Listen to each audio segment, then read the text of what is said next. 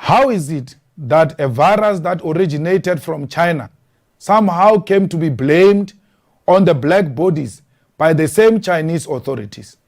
In less than 100 days since the first case of coronavirus was reported in Wuhan, authorities in China are saying coronavirus is from Nigeria.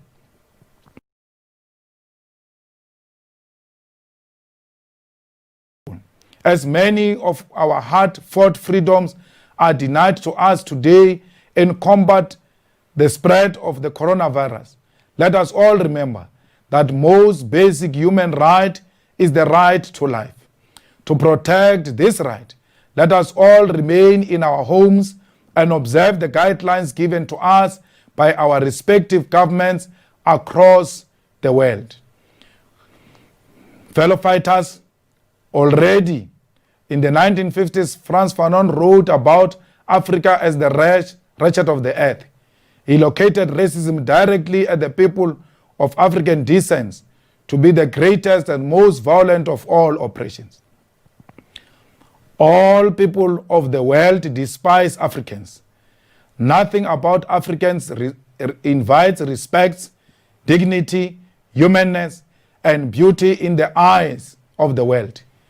We represent slavery, underdevelopment, poverty, disease, hunger, suffering, and illiteracy. Everyone thinks they are better than an African. They can meet the worst form of suffering like Holocaust and gulags. They still will see themselves as better than Africans. Meaning, instead of human tragedy making them identify with Africans, they will still think of their own human suffering as better than being an African. Why? Because African is being trapped in a skin color, a body we can never escape. How do you escape being yourself? Such will only lead to self-destruction and permanent self-sabotage. These are our conditions and image in the world. Therefore, a genuine conversation about Freedom Day must reflect on this status of African people. The fact that these conditions have continued long after African continent have declared itself independent and free of colonial rule is a problem. The African body has not attained humanity and dignity in the eyes of itself, even in the eyes of those who inhabit it. It feels like a curse we want to escape, a burden we want to dump. With the global outbreak of coronavirus in Wuhan, China, the black body still found its way to bearing the blame for a virus that never came from its continent. In Guangzhou province, the home to Asia's largest African migrant population, a state-sponsored propaganda has come to blame African migrants for bringing and spreading COVID-19. The local authorities have identified Africa as the source of the largest number of imported COVID-19 cases. Among all foreign cases identified in Guangzhou, 76% are said to be from African countries, including 36% from Nigeria alone. How is it that a virus that originated from China somehow came to be blamed on the black bodies by the same Chinese authorities?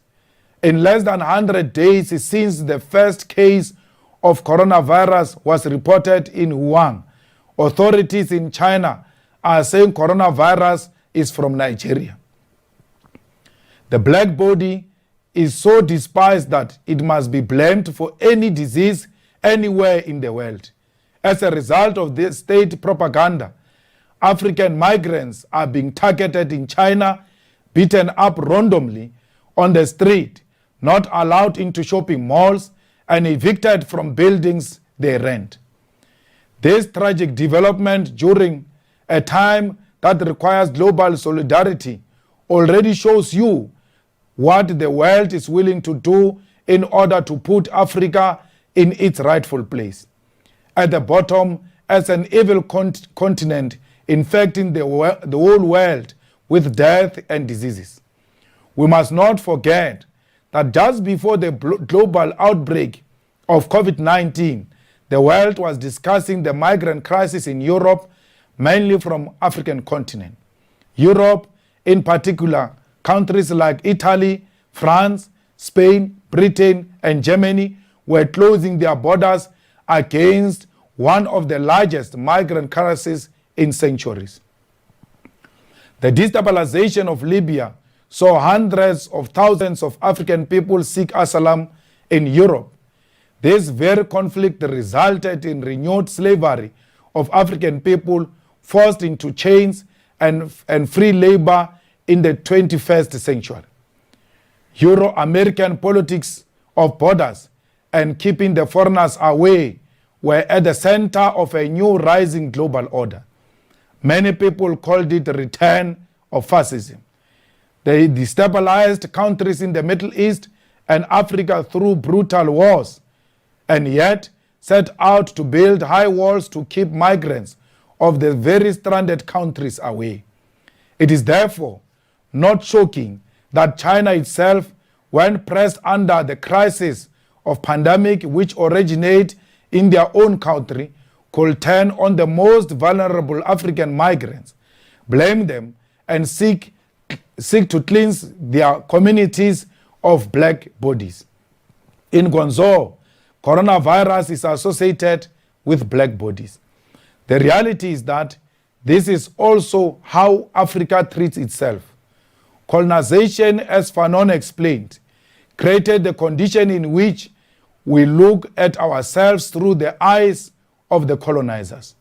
When we see ourselves, when we see each other, we see the indignity and animality that the colonizer sees when they look at us. This is why the leadership of independent African countries has failed to break the chains that imprison the African mind. In the hands of their own leaders, Africans receive the same animal that they get from China, Europe, and North America. When Africans criticize their leadership for corruption, nepotism, and dictatorship, the African leadership subjects them to the same brutal massacres, imprisonments, and brutality that manifested in other countries. The African migrants receive the same treatment we see in China, right here in South Africa.